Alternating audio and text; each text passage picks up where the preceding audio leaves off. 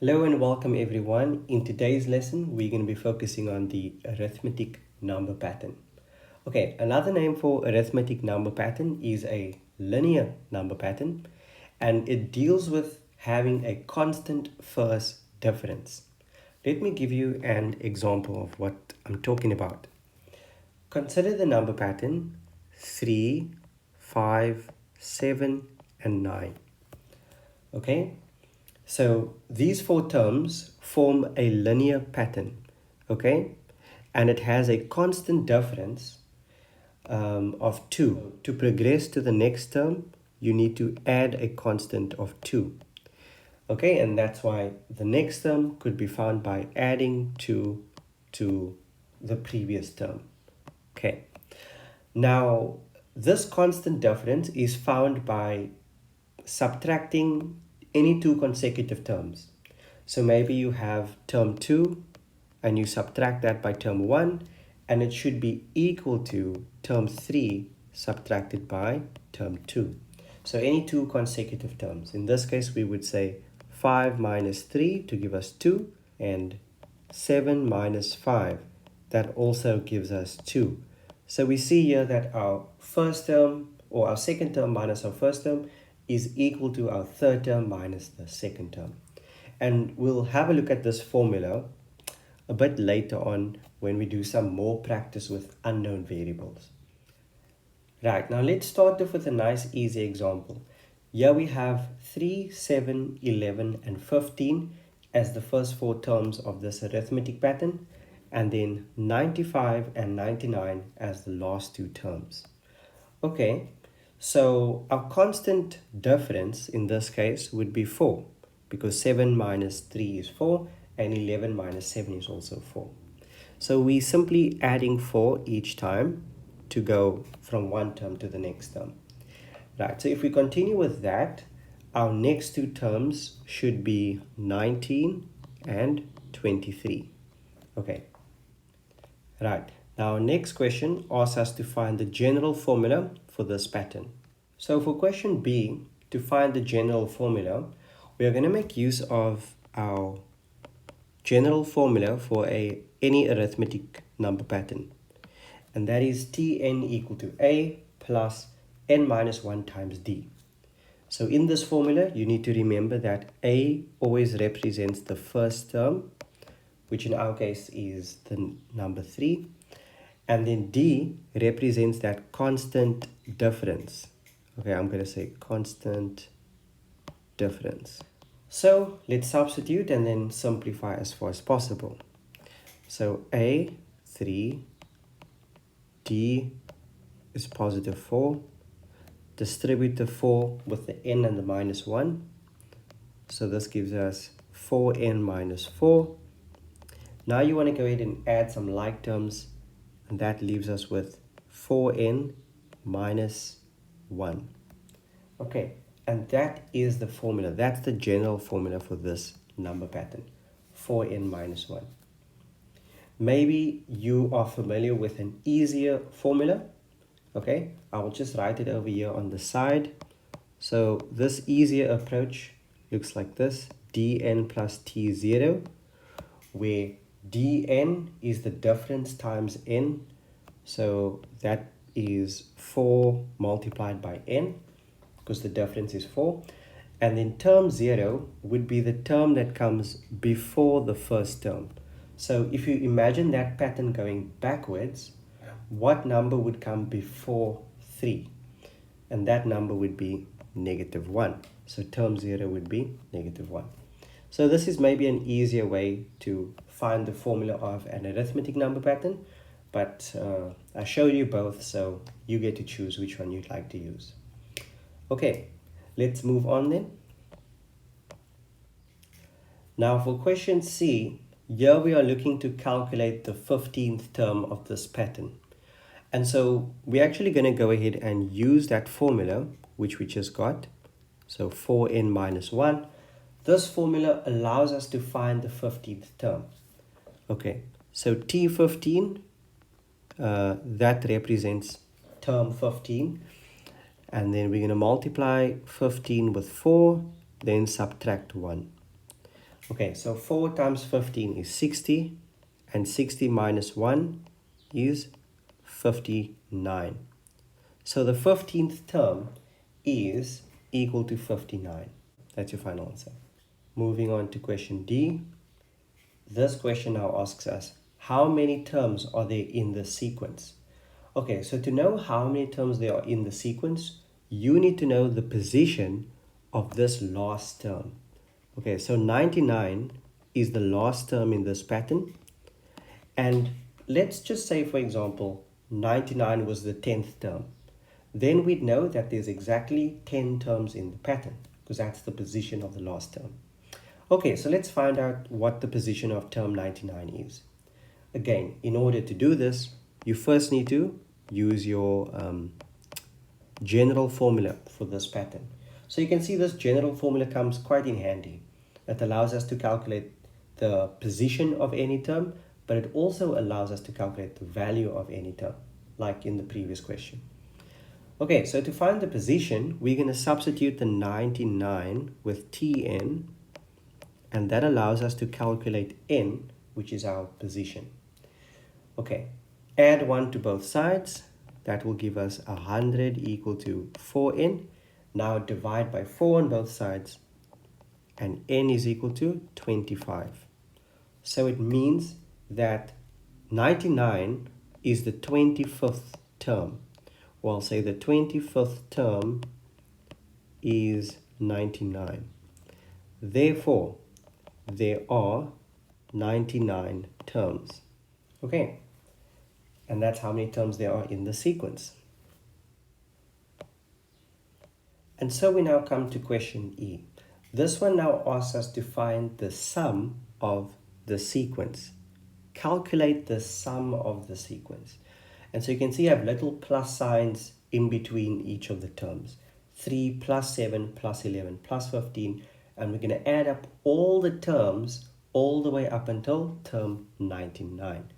Now, there's a nice formula that we can use to sort of sum up all the terms in a sequence. And that formula looks like this. So it starts with Sn equal to n over 2, big bracket, times 2a plus 1 minus, or n minus 1, sorry, multiplied by d. Then you go ahead and close the bracket. So as you can see, this formula looks very similar to your term formula. Just compare to the term formula quickly when we're calculating a specific term. Okay, if you notice here, the only difference is that beginning part to the formula, the n over 2 and the 2 that's in front of the a. So it's not a hard formula to remember. Right, a still represents the same thing. A is going to represent the first term, and then D represents the difference. But for n, instead of representing the position of a term, n rather now represents the number of terms that we'll be adding together. Okay, so the number of terms being added together. And Sn simply represents the sum of all of these terms added together. Okay, now let's go ahead and substitute into our formula. Right, so we can start with n, which is the 25 terms that we are adding together. Remember, we worked out that from 3 to 99 is 25 terms. Then a is our first term, so a would be the 3, and d is 4, the difference. Oopsie. N is 25, and d is 4. Okay, now just make sure you have your brackets correctly placed. Now punch this into your calculator, or I guess we can simplify this bit by bit. Okay, so I'm going to keep the 25 over 2 like that. And then I'm going to simplify a little here. 2 times 3 is 6. And 25 minus 1 is 24. Then 24 is going to be multiplied with 4. So that should give us 24 times 4 is equal to 96. But since we're also adding the 6, that should be 102. All right. Multiply 25 over 2 with 102. And this should give you a sum of 1275. So this is our final answer. Okay, the sum of all of these terms in this sequence or series is equal to 1275. Okay, now we can move on to the last question. This one says the sum of the first n terms of this sequence is equal to 351. Your job is to solve n.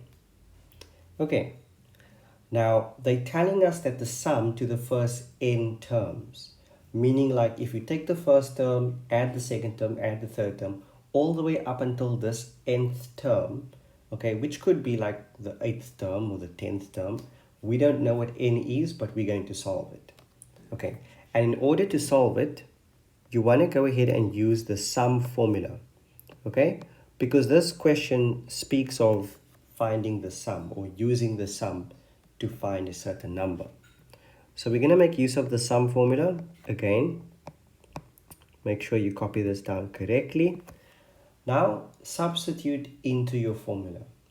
Remember, n is the unknown variable in this case. We are given the sum. Okay, so Sn will be substituted with the 351. N is the unknown variable that we need to solve. A's value is 3, it's the first term. And again, n is unknown. D, our difference, that is equal to 4. Okay, now simplify this a little bit by multiplying whatever is inside the bracket. So the 2 times the 3, the 4 times the n, and the 4 times the negative 1. Now also what I want to throw in with this step is, or let me rather first simplify first. So we're going to have 351 equal to n over 2 multiplied by 6 plus 4n minus 4. Okay, let's simplify even further. We can add up those things inside the brackets. So 6 minus 4 should give us positive 2. Okay, 6 minus 4 is 2. Okay, so now at this point, you want to go ahead and multiply this entire equation by a factor of 2. So both the left-hand side and the right-hand side of this equation, you want to multiply that with 2. Okay, now if you multiply the left-hand side, we'll get 702. When we multiply the right-hand side, then this numerator 2 will cancel with that denominator 2. And that's actually why we multiplied both sides by 2. It was to cancel the denominator 2. Okay, so now you can continue simplifying by multiplying or distributing your n. So that gives us 4n squared plus 2n. Okay, let's carry the 702 to the other side. Okay, we can now make use of the infamous quadratic formula.